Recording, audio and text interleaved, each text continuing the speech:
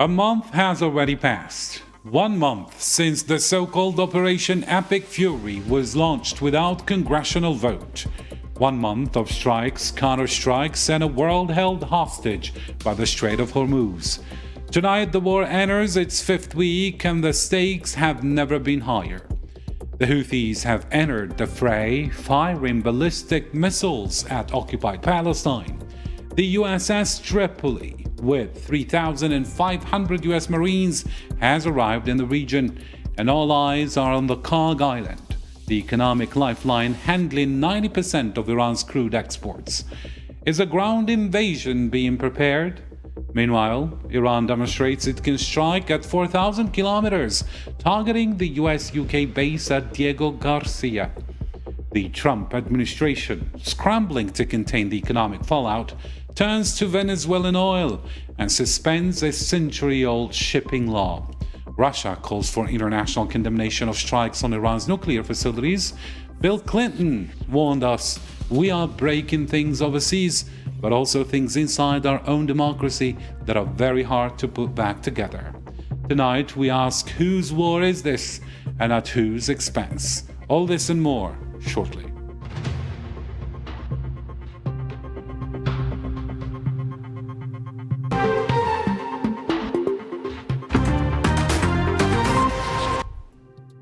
Hello there, ladies and gentlemen, and welcome to tonight's special edition. And before we bring in our guest, let's get a detailed update on the past 24 hours, the strikes, the diplomatic maneuvers, and the economic shockwaves. We turn to our colleague, Kareem Mustafawi. With the confrontation in the Middle East entering its first month, tensions remain extremely high. On Saturday, Iranian authorities reported multiple casualties and widespread damage following US and Zionist strikes targeting residential areas and key infrastructure in Tehran, Isfahan, and Bushehr. For its part, the Iranian military said it launched missile strikes on strategic sites in occupied Palestinian territories and several Gulf states. In this context, Iranian President Masoud Pezeshkian has warned of a firm and decisive response if attacks on the country's infrastructure continue. We have said many times that Iran does not carry out preemptive attacks, but will retaliate strongly if our infrastructure or economic centers are targeted. To the countries of the region, if you want development and security, don't let our enemies run the war from your lands. While the situation on the ground continues to escalate, diplomatic efforts are ongoing but appear to be struggling to end the war. Moscow said that Foreign Minister Sergei Lavrov has discussed with his Iranian counterpart Abbas Araghchi the possibility of reaching a diplomatic settlement to the war in the Middle East. For his part, Trump's special envoy for the Middle East, Steve Witkoff, announced the possibility of talks between Washington and Iran this week. We think there will be meetings this week. We're certainly hopeful for it. Ships are passing. That's a very, very good sign. And I think the president wants a peace deal. But he also believes in and I believe in it too, peace through strength. Without pressure, you never get anybody to the table. With U.S. Secretary of State Marco Rubio suggesting the military operation in Iran could end within weeks, the world is watching with concern the development of a conflict that could reshape the future of the Middle East region. And to dissect this critical moment where military escalation meets diplomatic chaos and economic warfare, we are joined by an exceptional panel from across the globe.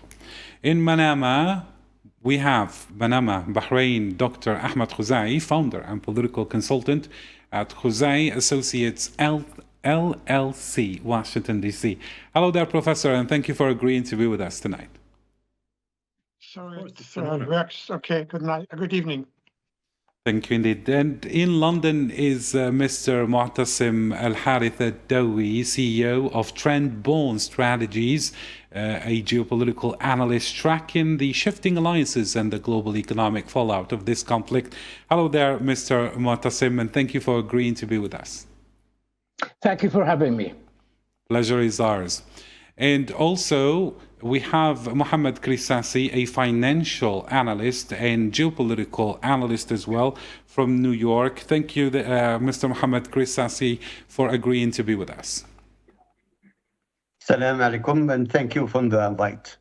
Thank you indeed. And all right, let's get this debate started. My first question goes to you, Dr. Ahmed Khuzai.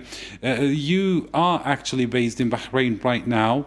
Don't know, perhaps it's just a short vacation apparently, but Bahrain is home to the US Fifth Fleet. The USS Tripoli has arrived with 3,500 Marines an amphibious assault force trained for ship-to-shore operations. U.S. Central Command has already struck Kag Island's military infrastructure. Iranian officials have warned that any attempt to occupy Iranian islands will trigger retaliation against regional countries' infrastructure. From your vantage point in the Gulf, is Washington preparing a ground invasion according to you? And if so, are the Gulf monarchies ready for the retaliation that will inevitably follow? Or are they perhaps quietly pleading with the White House to actually step back? That's a vital question that you just basically put on the table, but it's a difficult one to address.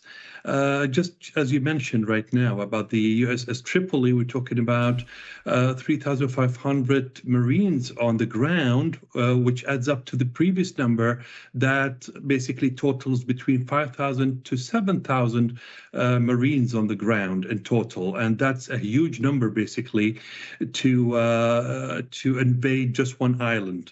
Now, when we're talking about the Kag Island, it's a strategic point of view for the Americans, that's for sure. But from a military point of view, I'm not sure how vital is that, especially that their backs will be opened from the Iranian side. Now, that will trigger a major escalation, of course, and will basically lead the Iranians to carry an extra aggression. Of course, over the past 1 month, the Iranians carried out attacks over 11 countries in the region. And yesterday only, they started talking about even taking it out over Syria, which basically will increase the numbers. Now, for the Iranians, how vital is that and how important is that for them to expand the war even furthermore?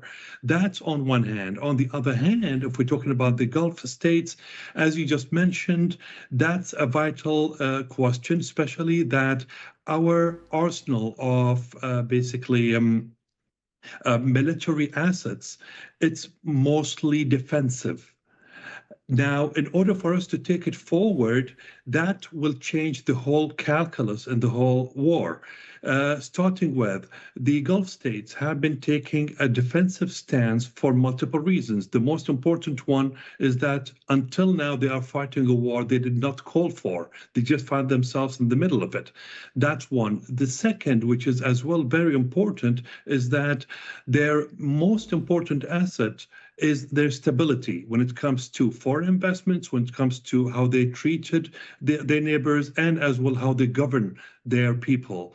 So to take it further, that will escalate the war from a retaliated one so far by the Gulf states to an open war with Iran, which will basically increase the cost of this war for the Gulf states. During the first 2 weeks, it was estimated that about $60 billion were in losses. So we're not sure how long we'll be able to take that as a defensive stance for the Gulf states and change the minds of the Gulf states to go into offense rather than defense. And adding to that point, Mr. Ahmed Khuzai, Kuwait's airport was hit by Iranian-linked drones.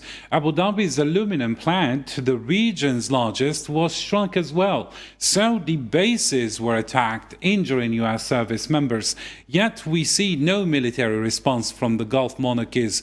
Is this passivity, according to you, a strategic choice, or Gulf leaders finally are realizing the U.S. security umbrella has become perhaps ineffective and a magnet for retaliation rather than a shield to protect him? When it comes to the first part of the question, of course, I mean, as I just mentioned, the strategic stance for the Gulf is a defensive one. That's how they have built their arsenal, that they have how they have built their basically relationship around the Middle East. Now, in order for them to change that, it will come at a cost, that's for sure. Just to give an example, the business estimation of Dubai as a city on its own is priced at $117 billion, while Tehran, a much larger city, which is the capital of Iran, is basically priced at $55 billion. So there's a big basically a big amount when it comes to that comparison. As for the second part of the question, when it comes to the American umbrella, it's a yes and a no kind of answer. When the United States of America decided to start the war along with Israel against Iran, of course, they did not give anybody a chance to protest it or basically to stop it. From there, we're talking about how the Gulf will rebuild its allyship and its calculations in the future. It will all depend on how the war will end. Mm-hmm. But then, do you think that the monarchies perhaps are privately telling Washington to de-escalate or try to find a solution, especially that we see the costs of this war on their own infrastructure is really rising, Mr. Ahmed? Of course, what you just mentioned earlier about the airport in Kuwait, that includes every single airport in the Gulf. When it comes to water desalination plants, oil refineries, we're talking about shopping malls in some cases.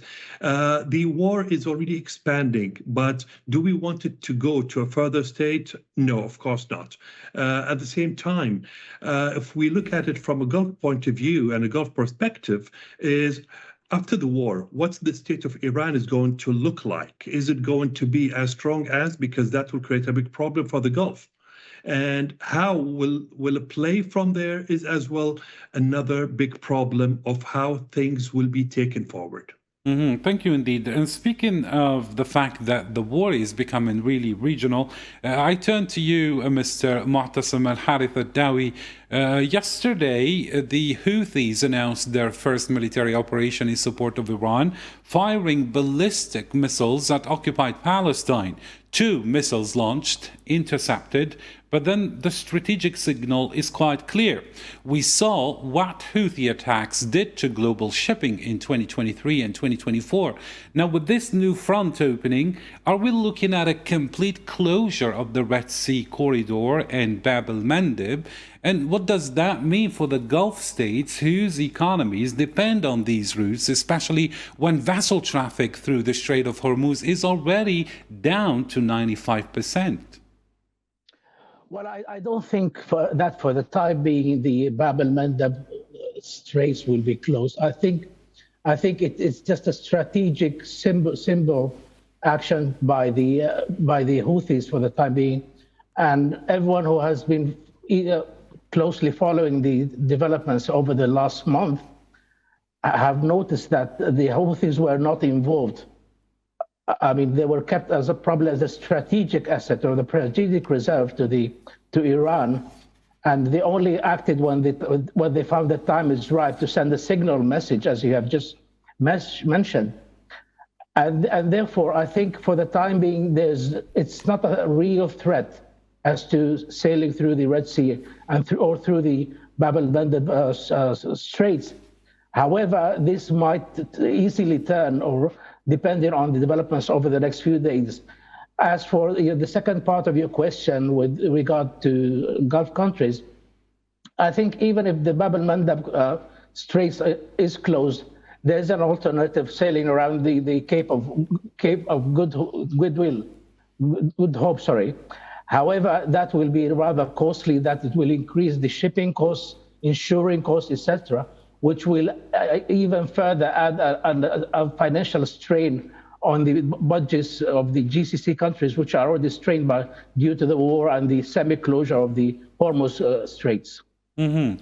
And now, if we look east, Mr. Mu'tasim, we see, for example, China, India, Japan, and South Korea facing rather an energy nightmare. China buys 80% of Iran's oil exports, much through petro-yuan arrangements, and Japan gets 90% of its oil from the Gulf, South Korea 70%. Now, these are U.S. allies and competitors alike. Is Washington's calculation that Asian economies will simply absorb the pain, or is this war accelerating perhaps a global realignment where China and India increasingly bypass the U.S. led financial system for energy trade? And what does that mean for the petrodollar? I think that the time being, the India-China rivalry will be a better, or will have a higher value as to assume that they are going to collaborate or cooperate with regard to trying to elevate the energy crisis. However, one element that should be taken into account, in my opinion, is the fact that the American foreign policy cannot be trusted, meaning that even with its partners, like India, for example, okay, it does have the tendency to try to weaken those partners in order to have them rely more, even increasingly, on it. We have seen that repeatedly over the last few days. Even with there's a stark example of this with the American policy toward the EU bloc. I mean, in that case, the Russian invasion of Ukraine, or however you might want to call it, military action or military invasion, regardless, it was used by the Americans as a pretext in order to reduce the EU's economical stance in the world, which reduced it from being the second largest economy in the world, I mean, to a teetering stance of what it used to be. Mm-hmm. Thank you indeed. And now let me welcome from Vienna University Professor Dr. Heinz Gärtner, international security expert at the University of Vienna and the International Institute for Peace, a specialist in strategic stability and the nuclear dimension of this crisis. And my question goes to you, Professor. You are an international security expert, and this week we have seen U.S.-Israeli strikes hit the Ardakan Yellowcake facility, the Hundab heavy water facility, and for the third time, the Bushehr nuclear power plant in Iran. Now, meanwhile, we have Russia's foreign ministry saying these attacks simply invalidate the non-proliferation treaty, IAEA verification mechanisms, and nuclear safety conventions. Now, from a strategic stability perspective, what precedent has been set here? If a nuclear power plant under IAEA safeguards can be struck with impunity, what does that mean for nuclear safety globally? And is the world now on the brink of a nuclear cascade, perhaps, as analysts like Vali Nasser have warned? Good evening. May I respond in two parts? The first part is more of a technical nature. Of course, international law prohibits the strike and the attack of nuclear facilities, whether it's a reactor or it is an enrichment site. So Israel already attacked Natanz, Fordo, Isfahan already before. That's prohibited as well. Bushehr is not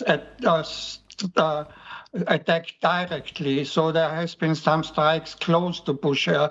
Bushehr, of course, is a reactor, and if Bushehr is hit, it would be really, really dangerous, because that would have similar consequences as the fallout of a nuclear bomb. So everybody should be careful not to attack a nuclear reactor. So far, Israel didn't do so, and the US didn't do so. But it is more dangerous than the other facilities, the enrichment facilities like Natanz, which has been hit now and already in 25 and already in 2021.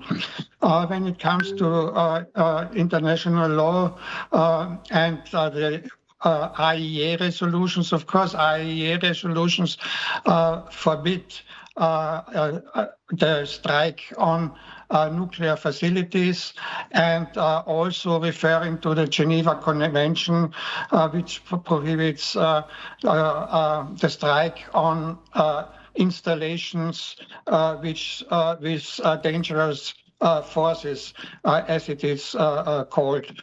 So, and there is also a reference to the UN Security Council resolutions.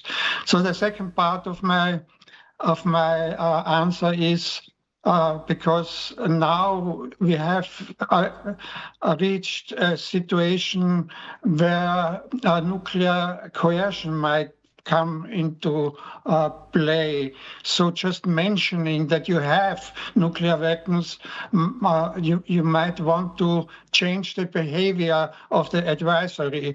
So already the Israeli Defense Minister Moshe Dayan in 1973 did so, signaling to Henry Kissinger, if you don't support us, we still have nuclear weapons. So it is possible if the US withdraws now from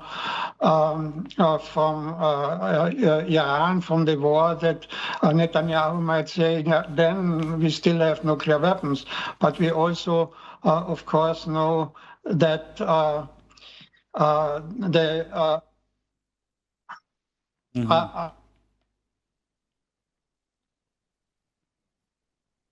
So it seems that we're losing the connection with you, Professor Hinsgartner. Let me turn now to Mohammed Krissassi.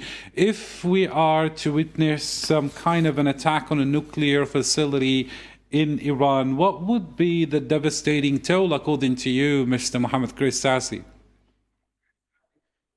Well, it will be devastating for the area. Already you are seeing all the destruction that you have not only in Iran, but in Israel, as well as the GCC country. Again, I don't think they are going to that extent. Yes, for sure, the oil is very important in that region, but as you said before, the Trump administration released, because they are pragmatic, they did even, the famous Jones Act waiver to sell the oil and from Venezuela. Now, how you are going to explain to the world that you did aggress Iran?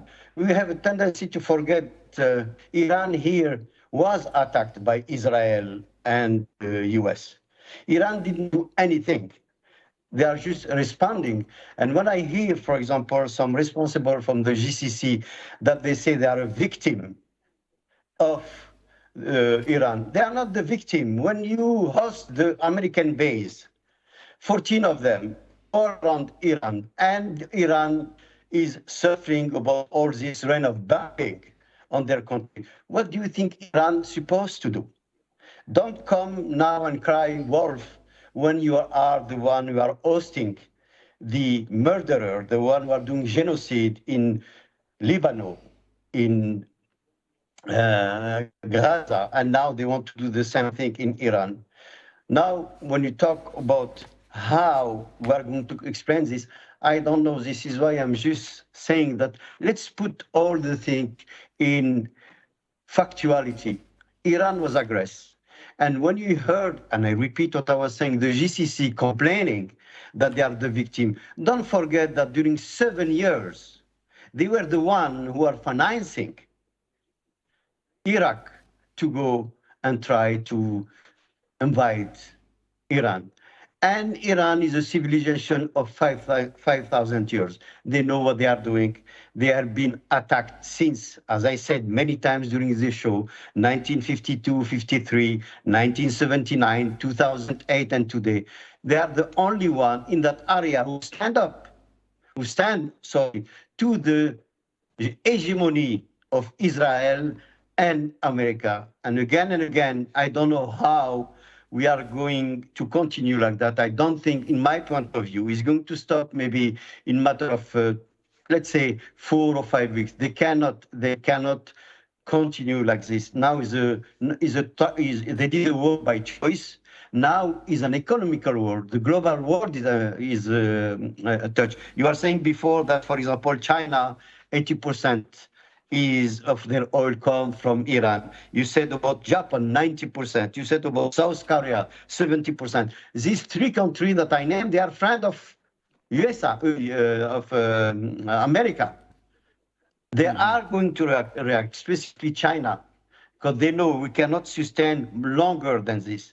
And if you want, I can continue to say how to explain this to the American, but I give you back the floor. Thank you indeed. Let me include Mr. Mu'tasim here. Mr. Mu'tasim, we have seen a lot of violations happening in this war, and one of them perhaps the strikes on a school. I can also mention a strike on a university, and not to mention the power plant, like I asked Dr. Heinz Gartner. Now, if you come to ask the American side, they would say that this is a limited operation and it's not a war. Although, can such limited operations between two inverted commas justify hitting such civilian infrastructure when we have the very former American President Bill Clinton saying that this is illegal and it goes against all the conventions? Well, to start with, I mean, let me emphasize that this war, it's not a limited operation. I mean, you can't apply cosmetic surgery to it. It's a war. It's an aggression. It goes against the UN Act and it goes against loads of international laws. And obviously, it's a violation of a sovereign state. Areas and lands and skies. Okay, so I mean, let's put this aside. This is a fact that cannot be denied. I mean, whatever sugar coating is applied to it, this is a fact that's solid. This is a solid fact.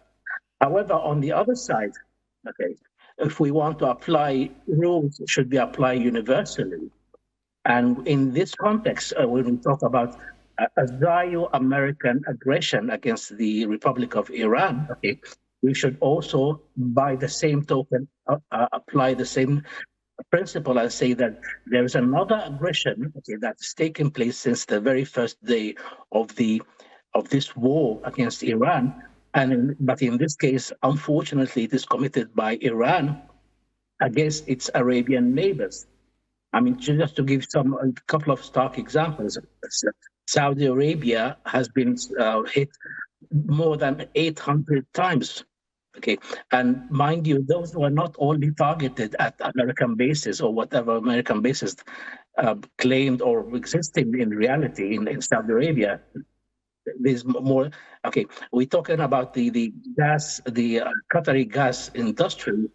Okay, will be dead for the next 3 to 5 years, pending repairs and maintenance, etc. Okay, your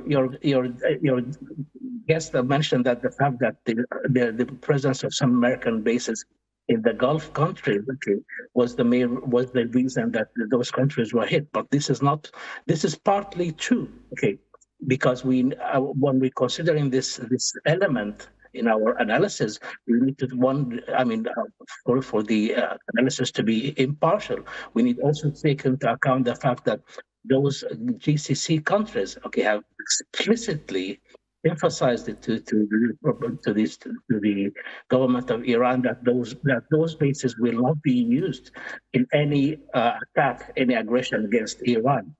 And those countries did keep their word, they did keep their promise. So there's no justification for Iran, okay, as there is no justification for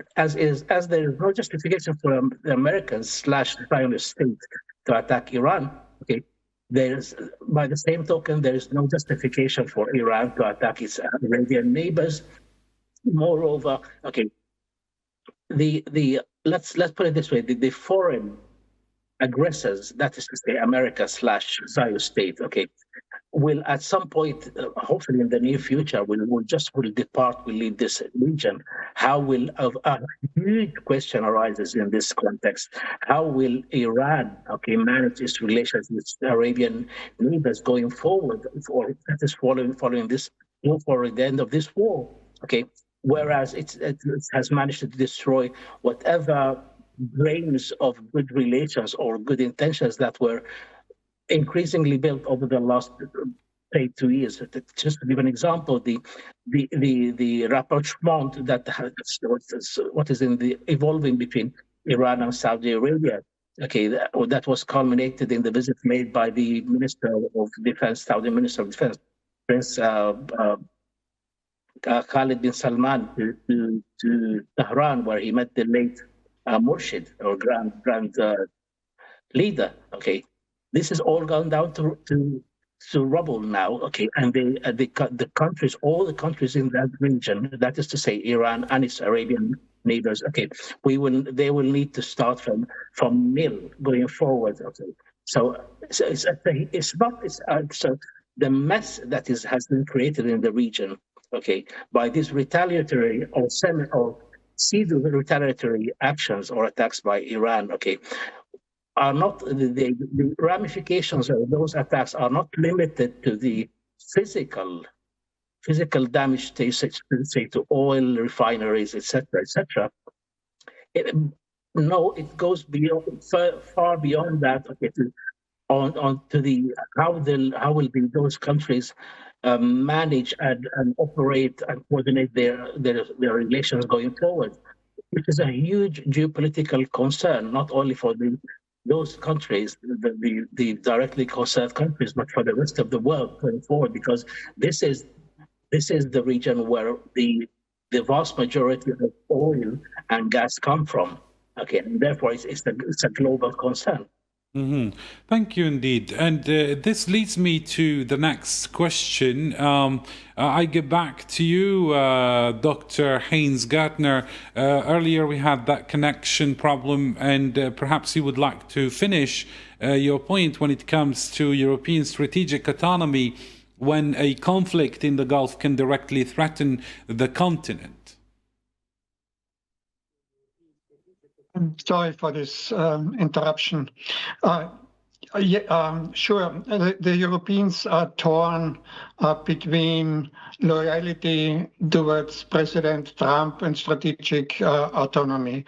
So they want to decide themselves whether they get involved in a foreign war. And you hear once in a while saying the Europeans, that is not our war. And that's...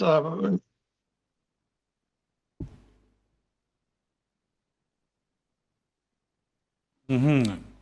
It seems that we're still having that connection problem. Let's try to fix that and get back to it. Now, let me redirect the question to Mr. Ahmed Khuzai.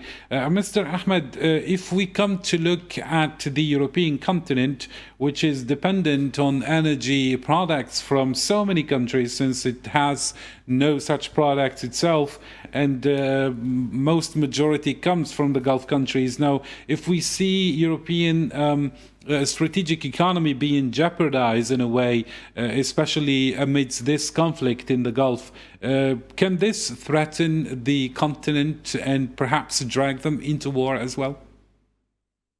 I'm not sure about their involvement in the war over the foreseen future, but their situation is a place where nobody wants to stand in at the moment. Prior to the Gulf issue, they've been facing deficiency in energy imports due to the Russian-Ukrainian war. And that today, basically what's happening in the Gulf area is increasing that. Of course, it's putting the Europeans at an extremely tough situation, especially that it comes right after the increase of taxation and tariffs that are coming from the American side by Donald Trump. So, yes, they're trying now to mediate as much as they could. They're trying to help in a passive way, not to be involved in the war, but to keep the region as much as possible as safe as it gets. Mhm. And now, what could be a way out of this energy crisis in Europe, since we don't see a lot of people capable to perhaps compensate for that lack of energy they are having from the Gulf? It's not something that anybody can construct, since we just spoke about the issue. It's somehow global. It started in Europe, it's escalating in Venezuela, and now it's in the region here in the Middle East. There's a shortage, of course, in energy supply. That's evident, and it's affecting major powers and major trade powers like China, like Europe, and we're talking about the rest of the world as well. Today, any winning side that will be considered winning in this situation today is the side that will get out with less damages, a side that will get out with less compensations. And that's the biggest problem every side has today. If we're talking about Iran, if we're talking about the rest of the Middle East, or if we're talking about even the United States of America. Mm-hmm. And I'd like to get back to Professor Dr. Heinz Gärtner with the previous question. How do you see this yourself, Doctor? Is Europe now in the crosshairs of this conflict?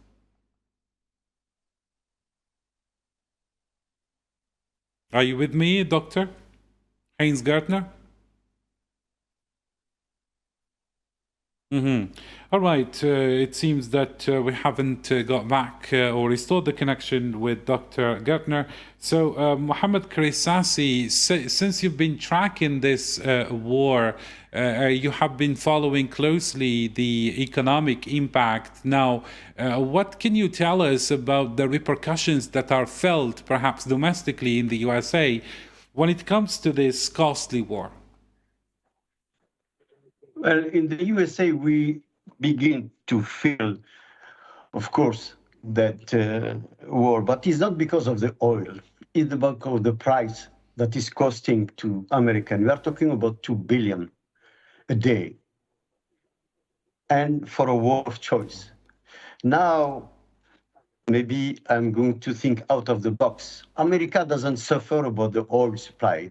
America exports more oil than they import, but they want to play the monopolistic, to be the monopolistic power in the market. This is why they went to Venezuela, which is about 1/3 of the world reserve, and they want to go to the walk in the park in Iran, because if you add Venezuela and Iran is 1/3 of the reserve of the world. But, it was the calculus was not that great. Now you are talking about what we are saying in America. Before, I think you talk about Clinton and you said the key-shaped impact. I just would like to explain a little bit what is it before I go further. The shaped war, as described by former President Bill Clinton, is he referred to an economy impact where the wealthy remain insulated or even profit out of it, while us, the lower and middle income population, are crushed by the secondary effect of the US-Israel war with this Iran. The phenomena primarily is driven by the spike, as you said before, in the energy, and of course, the causality will go to the food price, will go to the traveling, for example, the plane ticket, etc., etc. So the key-shaped impact is on the upper arm. The wealthy household, they have higher income, they are not going to suffer about that. They are going to continue in their luxury spending. But you have the lower arm, and then can be a problem for Mr. Trump to explain what he's doing, because the election in midterm is coming. And as you know, the midterm election, always the president in place lose the majority. And then I think this is why I still optimistic, beside whatever is going on now, that Trump, at least his entourage, is going to explain to him that he have to stop this madness. Now to the question, Juan, that you said, that you asked the question about if Europe is involved. Europe is already involved. Europe is part of NATO. 14 countries, they are already involved, and they are helping in one way or another the war that is taking place and this destruction of the structure in Iran. They are involved. Don't trade. How can I say that? The tree cannot hide the forest. They are there. Look, yesterday or the day before, even Ukraine is at war with Russia. What do? They go to Saudi Arabia and they want to sell them the drones. How you are going to explain that to anyone that saying that Europe is not involved? The president of the European Community, the woman, went to Trump and say what he was doing basically is helping the world to be at peace because Iran should not have the nuclear power, which is nonsense. Iran never followed the nuclear power, the military one. They just want to use it as everyone else, as a deterrent. You have a country like North Korea, a dictatorship, a bloody dictatorship. Nobody talk about, the human right. Nobody talk about all what's going on and this what North Korea is doing and threatening Japan and South Korea. Why they don't talk about it? Why? Because they have the deterrent. They have the nuclear bomb. Israel have the nuclear bomb, but it's not part of the treaty. USA have the nuclear bomb. What they are going to do? They are going to blow the world. And now Iran want to defend themselves. And they want to disrupt it. Who are they to say you cannot have the nuclear bomb? Who are they? They are the one who used it on Hiroshima and Nagasaki. Not any Arab country, not any other country, but America. And now they are talking about peace, democracy. Let's be real. Let's, talk. As I said before, factuality. Maybe I am of the range of the discussion today, but all this is a global chaos. Is again and again the Occident doesn't like any country other than the Judeo-Christian one to be in power and to be self-sufficient. And this is why America is there. Don't lie. I don't want to hide it. Why you have a genocide in South Lebanon? Nobody is talking about it. Beirut is going to be the next Gaza. And what you are doing? We are talking now to impeach Iran to defend himself. I'm sorry, this is not the way to talk. Not about economy. The economy, like in 1973, is going to go back. It's not going to be at the barrel at $100. Now, the barrel today, I think it was closed at 112, and it's going to go down because Wall Street and the city are not going to allow Trump to go on this craziness. Mm-hmm. We cannot continue like that. Mm-hmm. I'm sorry. Go ahead. Thank you indeed. Let me just get back to Professor Dr. Heinz Gertner. Professor, I asked you earlier, now that Europe is caught in the crosshairs of this conflict or this war, Iran has actually demonstrated it can strike at 4,000 kilometers, hitting the US-UK base at Diego Garcia. Now, Defense Express reports that with this range, Iran can now reach every European country, except perhaps Portugal. European leaders have so far watched this war from a distance, with Germany even being criticized by Donald Trump for not meeting his expectations. Professor, is Europe finally waking up to the fact that this war is coming to its doorstep? And what does it say about European strategic autonomy, as I asked you earlier, and then we didn't have the chance because of the connection issue? Yeah, sorry for that again. No, I'm not so sure about the 4,000 kilometers, because it was not really confirmed officially. Iran has missiles only with a range of 2,500 kilometers. But nevertheless, of course, the Europeans are affected, especially because of the economy and because of the closure of the Strait of Hormuz. And sure, they're nervous because of the rising oil prices, energy prices. So that's why the Europeans are concerned now, and they have the feeling they have to act. So, but they don't really know what to do. President Trump is pressing them to do something to get NATO involved. but the Europeans hesitate to act militarily because, of course, they have the feeling and they know that once you're militarily involved in this conflict, you might be dragged in even deeper. And we know from the military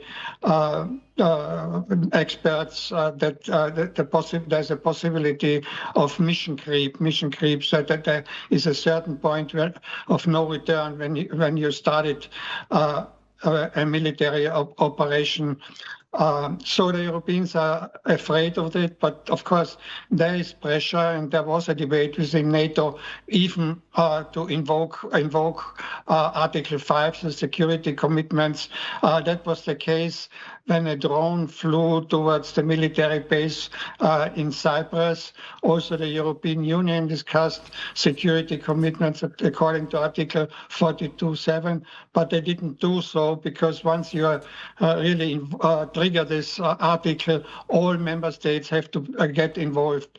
So now the Europeans they want to, of course, stress all the time the strategic autonomy, but on the other hand, they have to please President Trump, because they want to demonstrate they are loyal to him. So the best thing what the Europeans can hope for is a ceasefire, because militarily they cannot open the Strait of Hormuz. It's much too dangerous. Not even the US is doing this, and the Europeans do not have the means to do it. So, but there's a lack of initiatives by the Europeans for diplomatic solution. So Pakistan is now somehow trying to mediate.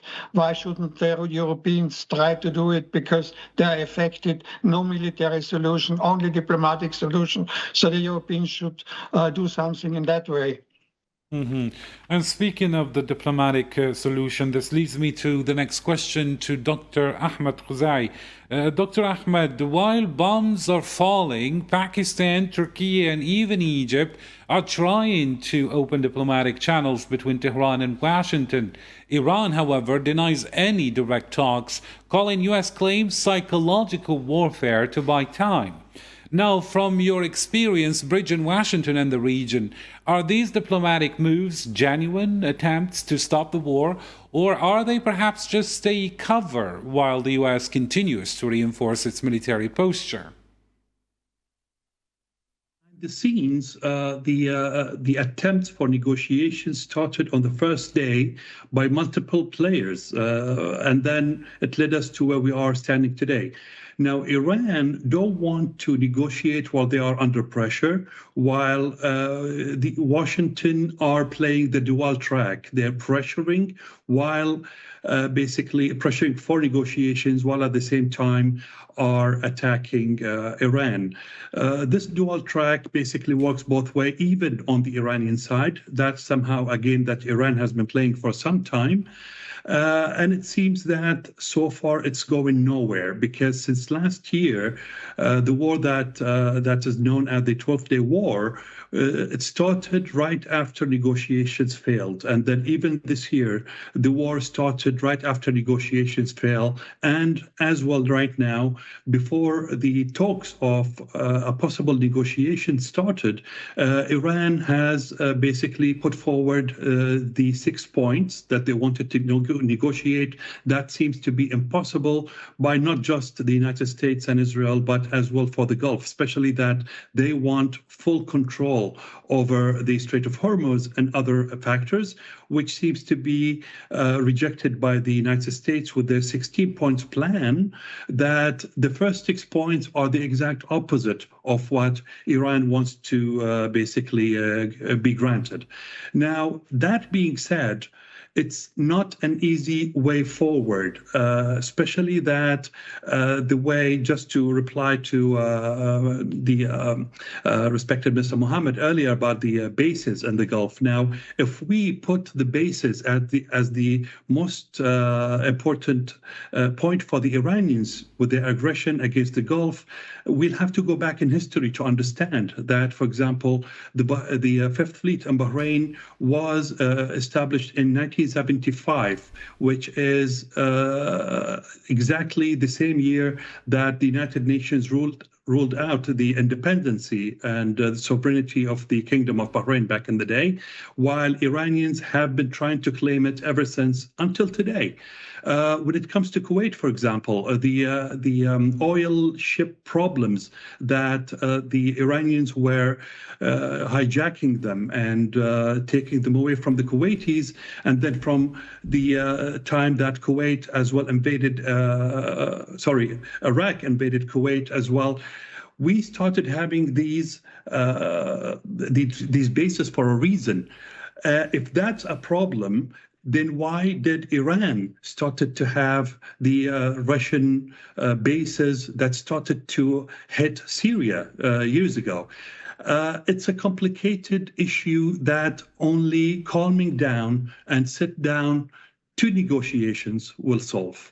But Dr. Ahmed Khuzai, I mean, perhaps the reason you mentioned for having the US bases in the region is one of protection. Now, as an average Gulf citizen, wouldn't they be disappointed that these bases are not really serving their purpose and they are overwhelmed by the missiles and drones being launched from Iran? And at the same time, they are serving the exact opposite of what they were meant for. So instead of protecting them, they have become the magnet for these strikes.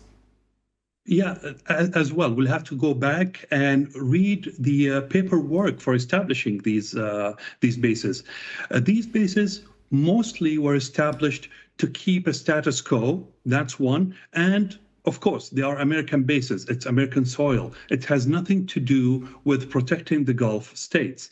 Mostly, they are for American expansion purposes or keeping, let's say, the American interest at safe.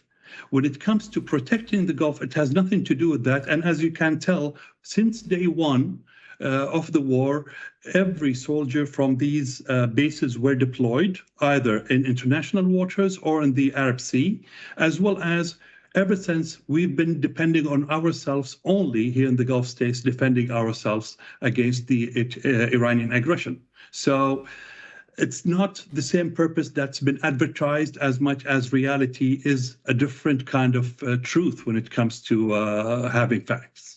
Mm-hmm. Let me turn now to Mr. Mu'tasim. Mr. Mu'tasim, do you think that perhaps diplomacy can succeed eventually, although we have many factors that play against it? For example, when we have mediators, one of the mediators is allies of the parties in the aggression, and the other side refuses perhaps to negotiate under fire. Well, I think there needs to be an eminent, let's put it this way, an eminent end of fire, a ceasefire. I don't think will come eminently. It will take some time for the three major forces or major states involved in this war. That is to say, Iran, America, in no specific order, Iran, America, and the Zion state. Okay, to come to this, to realize that this is an untenable situation that cannot go on forever. Okay, and this will be only be manifested in the number of casualties, the number of physical damages to infrastructure, etc., etc. I mean, and including depletion of military assets. There were news about the huge lack of military assets in America, etc. I mean, and therefore I would say that it will take some time for the ceasefire to evolve. However, from that point onwards, I think there could be good ground for a serious diplomatic negotiations without the usual games that were associated to the June 2025 talks or the recent one just prior to the war. I think next time the diplomatic talks will be much more candid, and they will involve, and I think they should involve much more stakeholders, including the UN, the African Union, the Arab League, the EU, and other international key regional and international players at those negotiations, just to ensure that those negotiations will lead, if not to a permanent solution, or they should lead at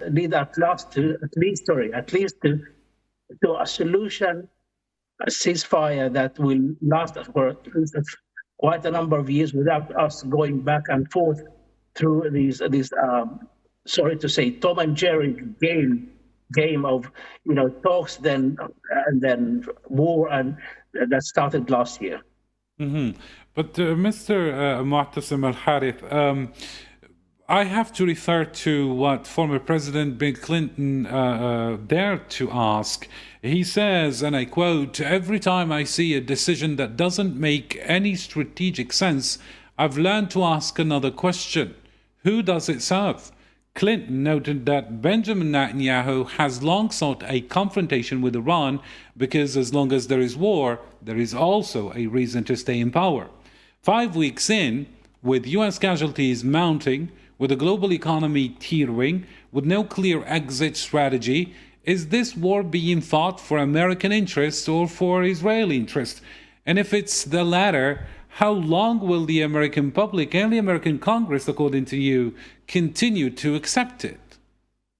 Well, I think in this case, it has become quite plain to everyone that American President Trump was lured by the Zionist state to this war or aggression, if you will. Okay. It is becoming increasingly untenable for the Americans, especially what with the increasing number of casualties of American soldiers falling, unfortunately, and then public pressure mounting inside America. Sorry, mounting and there's one additional element which you have mentioned earlier, which is the economic pressure or the average Joe on the street. You have the prices of petrol are increasing, and this is causing more anger within the general public, and this might be followed by rationing of petrol and other oil products, etc. And again, these political popular pressure is mounting inside America. And also inside the Zionist states, because many, even within the Zionist state, are realizing that Netanyahu was just, for him, it was just a strategy of running forward, trying to evade being convicted in court. So start a war and just and pretend that everything is fine and just wait for the outcome. I mean, this cannot go on forever. Okay. Sooner or later, everyone will need to sit down and just talk it over like mature adults. And further violations of international laws, etc. I mean, it just has become increasingly annoying to everyone that international laws, the UN Charter, and other relevant treaties are just being totally neglected by everyone. I mean, take, for example, the elimination of Iranian leaders, etc. I mean, this has become a huge question arises. Has this become the norm now? Mm-hmm. That we don't deal with politicians or we don't use the diplomatic channels. We just go around and eliminate everyone who we don't like. Mm-hmm. I mean, I think this is a valid question. Mm-hmm. Thank you indeed. And now, since you mentioned the economic aspect, I'd like to get back to Mr. Mohammed Chris Sassi with this question. I still quoting Bill Clinton, who described a K-shaped impact. The people at the top ride it out, and the people at the bottom get crushed. We are already seeing rising hunger worldwide, with the World Food Programme warning of record levels of food insecurity. Now, Mr. Mohammed Grisasi, how does this war, fought without congressional authorization, affect the most vulnerable populations globally? And is there any mechanism left to hold policymakers accountable for the economic suffering they are causing? Well, as I said before, I explained what was the key shape that Clinton was talking about. And what I'm looking at now is the election. That's my best hope, the midterm election that will get back, hopefully, that to a more balanced situation than the one you have now with the new Congress. As I said, economically, it costs $2 billion a day at today's date. Now, Mr. Trump is asking for $200 billion to continue. We cannot have a prolonged war. It's impossible. Look at now already. You have the degradation in Iran. You have also the defense strain. You have the humanitarian crisis in the Gulf. Maybe, I don't know what are the possible scenarios.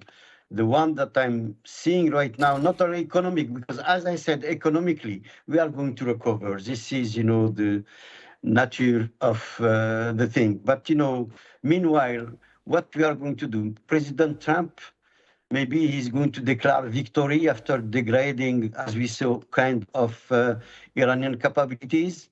The oil is going to stabilize between, I'm talking as an economist now, between $90 and $100 the Brent barrel. Another situation, if you continue to answer a question economically, if you go to an uncontrolled escalation, Iran is going to intensify the attack on the GCC country. And the Brent is going to go, yes, at that point, to about $150 to $200 a barrel. Now, again and again, to continue on the economical side, the war will evolve into a broader multi-domain effort, and that is going to be very, very difficult to sustain. I hope, again, that you are going to come back and the economy is going to be on the track. As I said, that I said many times, Trump thinks that, the war is good for the economy. No, the war is not good for economy. It's good for the corporate 500. And as you know better than anybody else, Karim, the most profitable industry in every advanced country or advanced economy is the war, is the defense industry. When you have the price of the F-35, when you have the price of the Tomahawk, when you have all this add together, that's also one of the points that you have to look at. And unfortunately, it's part of the world. It's part of the serpent économique, as we said in French. Now, I would like to go to a geopolitical shift, because we didn't talk about Russia. We didn't talk about China. That's also two elements that you cannot ignore. Not only because of the oil, it's just because they want to change this hegemony of Mr. Trump. They cannot stay because they are also power. Look what India did, for example, like we talk about economy. India diversified its source of sourcing oil from Iran, from the Middle East, to Russia. You have the BRICS also that come into play. And now I hope that we are going to sit down, and I'm not talking like my predecessor did. I don't believe in the diplomacy. They try. Iran was negotiating in good will, I guess, and they were stabbed in the back, not once, but twice. And the support, he didn't get any support. And the GCC, again and again, I come back to that, they were not expecting to be attacked, but it was the miscalculation. Of course, they should be aware that Iran was going to answer. And now their economy is gone. GCC is not going to recover for at least the 5 or 6 or 7 years coming. Who is going to invest in a country that is devastating? Not going to do it. And the GCC country, they live on what? They live off their tourism basically, and the investment that they did were in America, and America didn't open the umbrella for them when they need it. And I hope that they will remember that. Mm-hmm. So I try to be very simple in my explanation, but you don't have to be sophisticated to understand that in this war is no winning party. It's just question of geopolitics. The Occident want to go back and want to stay the master of the world. Unfortunately, they have a country and the only one in that part of the world that stand to them, and they were prepared to this for the last 40 years. And the closing of the Detroit of Hormuz is not going to play that much. Yes, now it's playing. Now we stranded the economy because 90% of the oil go through the Detroit of Hormuz. But they are going to find other ways. Other route is going to be a little bit more expensive. But this is the economy. This is la loi de l'offre et la demande. So I again pray God that is going to be peace.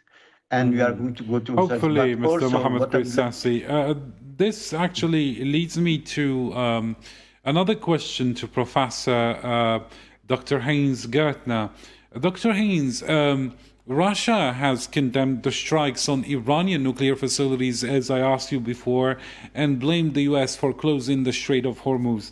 China, meanwhile, has warned of chaos and called for a return to negotiations. Yet, neither Moscow nor Beijing has intervened militarily or imposed any serious costs on Washington. Now, according to you, do you think that perhaps their reaction is a sign of weakness, or are they content to let the United States exhaust itself in another Middle Eastern quagmire while they consolidate influence elsewhere? I mean, what could be the long-term geopolitical play here? Well, it seems that we lost Dr. Gertner again, so I redirect the question to you, Dr. Ahmed Khuzai. Well, from an experience, if we take the track record of both countries, mostly Russia more than China, let's talk about Venezuela, for example. Let's talk about the allies of Russia, Syria, for example. Those two examples were somehow neglected directly by Russia when things got a bit serious. I'm not saying it's the case here. It's still not evident that they will neglect Iran. But as you just mentioned, one of the most important factors is that Russia and China did not indulge in a full-fledged push for negotiations this time, which says a lot about how the role play will go from there. One side, as you just mentioned, that they are trying to somehow drain the United States and let them just go full-fledged in an open war. But at the same time, it's not playing right for everybody. Wars basically exhaust economies. Wars call for somehow it's messy. Let's put it that way. That erupts basically lots of instability. And today, when it comes to, for example, the rise of oil prices, the most benefit country in the world out of that is Russia. So they're trying to play it in their own benefit, and nobody can play them. They are still world powers. They, of course, have to look after themselves before anybody else, even if that means letting go of another ally. Mm-hmm. Now, let me turn to Mr. Mu'tasim. Mr. Mu'tasim, we are witnessing the Gulf monarchies being hit again and again, and yet they remain publicly silent about the matter. They haven't responded yet. And at the same time, we can see Iraq, for example, sending convoys of popular aid to Iran despite Western pressure. And can we, in the light of all that I have said, suggest that a new regional bloc is emerging one perhaps that is no longer willing to align exclusively with Washington? Well, I mean, it's a rather complex. I mean, no one can, realistically, no one can talk about severing ties between total fallout between GCC countries and Americans. However, I think the aggression in June 2025 sent a very clear message down the spines of decision makers in the GCC countries, whereby that there needs to be a serious realignment or serious reconsideration of the military collaboration or cooperation with the Americans going forward.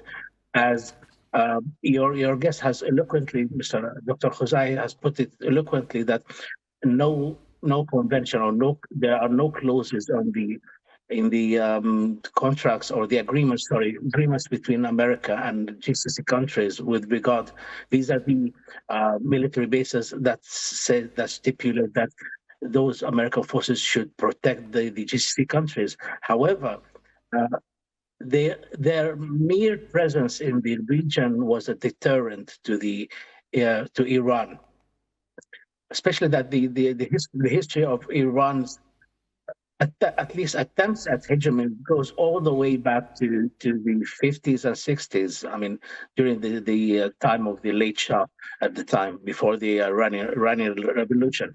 However, I mean, going back to the present, I think going forward there will be a serious reconsideration, especially that the very reason there were American bases in the GCC region was that they would act, protect American interests, and they have failed miserably at that. Second, they were there to act as deterrent to Iran, and yet again they have miserably failed at that. And so a question arises: why have those bases at all? Especially in the view of the fact that those bases were, even funded by GCC governments. And another element that is not really widely spoken of, which is those bases were more or less against the will of the people. Okay, this is a fact that's not really being popularized in media, but it is there. It is an element to be taken into account as well. So, to sum up, for all these reasons, I think there will be a serious realignment, a serious reconsideration, not only the military relations with America, but also with the way the geopolitical assets of GCC countries, that is to say, oil wells, pipelines, sensitive infrastructure, water desalination plants, etc. We'll see some roadworks, infrastructure, railways, etc. There will be a serious reconsideration, realignment, reconstruction, and I think that will entail huge construction projects going forward, and there will be more alliance towards connecting those strategic hubs, not to the Gulf region, not to the Arabian Gulf, but towards the Red Sea. And that might entail in turn a reconsideration of the relation, the rather complex relation with the Houthis going forward. Mm-hmm. Thank you indeed. Let me give a chance to Dr. Heinz Gärtner to ask him about who's winning really this war, according to him, and what's Europe's position in this whole mess. Who is winning militarily? It seems that nobody is winning right now. The military historian Karl von Clausewitz said there are only two ways how a war ends. Either there's a total defeat by one of the side, or there is a negotiated settlement. So I can see neither one at the moment. Since I don't see a military defeat, the only option now should be to work for a negotiated settlement. So the one possibility, let me draw an analogy from the Vietnam War. So the one possibility is that the US get dragged more in to the war, since they are now sending also a certain number of ground troops, like President Kennedy did before the Vietnam War, and then it became a long war. And also, on the other hand, the other possibility is what President Nixon did to regionalize the war. Of course, it was much too late, because South Vietnam was much too weak to resist the Viet Cong. But if President Trump regionalizes the war and give more responsibility to the Gulf states to come to an arrangement and normalization with Iran, it might work as well, and the US could withdraw and stay clean and say we have achieved anyway many goals, killed the leader and destroyed nuclear and missile program, and then there should be, of course, renegotiation of the nuclear file, and also arms control, regional arms control negotiations, confidence building measures, and also the new Iran has to recognize Israel's security concerns, but also Israel has to recognize that Iran needs some sort of defense. You cannot rid the Iran of all its defense capabilities. So regionalizing and would be one possibility, but of course we have Israel here as well, and Prime Minister Netanyahu might have other goals, because basically he started the war because he wanted to change the whole Iranian system. This did not work. I don't know whether he will stop here and also allow a regionalization. But without the US, also the Israel might not win militarily anymore, and the Europeans should really find a way also to mediate and also not condemn only now Iran, but Iran was attacked. Of course, Iran now attacked the Gulf states, but both the war on both fronts has to end on a diplomatic level. And since you're saying that it has to end at the diplomatic level, Mr. Haynes, do you think Iran would actually trust another round of negotiations, although they've been failed twice, they've been attacked in the middle of these negotiations? What kind of guarantees, according to you, would Iran require so as to go to negotiating table again? Yeah, that's definitely true. There's always a suspicion, and if there's no trust, the Iranians might think that the Americans would not recognize an agreement, and also if there is agreement, they might renege this agreement, and the Iranians now think we need a strong defense in order as a security guarantee. But as I said, if the Gulf states are involved and the Gulf states give some security guarantee also to Iran, in not necessarily in security commitments, but the political normalization. So there could be some normalization between Iran and Israel. So an extended Abraham Accords. So it would be a political network which could develop a security guarantee. And but having said this, without the basic confidence and trust, this will not work. Thank you indeed. And since we have only a few minutes left, I would like to ask each guest, or the remaining guest, about the endgame scenario, but very briefly, please, because we run out of time effectively. Starting with you, Dr. Ahmed Khuzai, what is the most likely scenario for the coming weeks, according to you? Hard to tell, but from how the negotiation talks are at so far, here we're talking about two major scenarios. One is that the negotiations will fail and we'll find ourselves at another escalation. Of course, the escalation would start from the Americans and the Israelis, and it would escalate on Iranian side, and then the Iranians will retaliate over the Gulf states and other Arab states, but mainly the Gulf, and that might be the ticking point for the Gulf.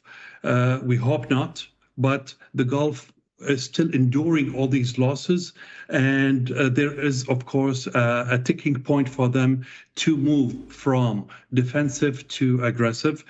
Nobody wants to see that happening, but that's the most likely one, as opposed to a diplomatic de-escalation and a preliminary kind of ceasefire that will take place, and then basically negotiations will go further, but I don't see that happening, unfortunately. Thank you indeed. Mr. Mu'tasim, very briefly, 30 seconds to be precise, from a geopolitical risk standpoint, what are the endgame scenarios?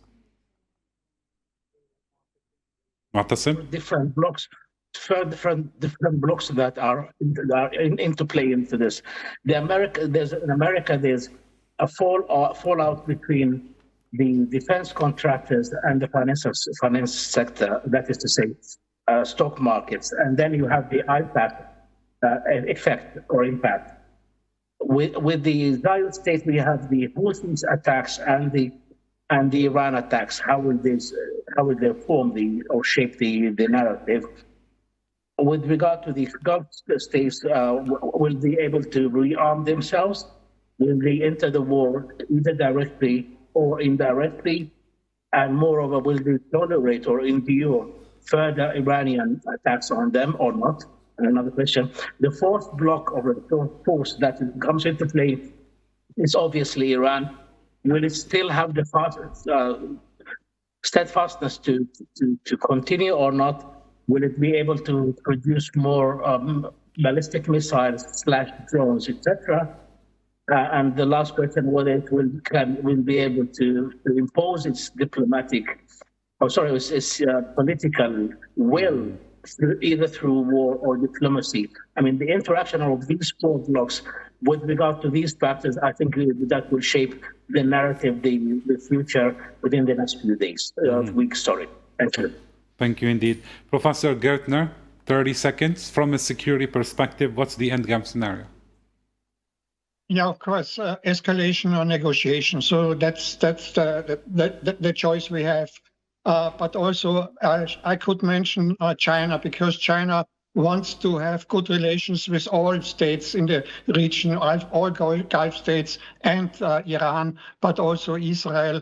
And also China negotiated already a deal between Saudi Arabia and Iran. So there are some sort of possibilities, but we do not have to wait until the battlefield decides everything, because with many more casualties and civilian will suffer most. And Mr. Mohammed Chris Sassi, very briefly, 30 seconds, from an economic angle. Yeah, from an economic angle, I believe that the market is going to find its balance, and it's not the first time that you have a war.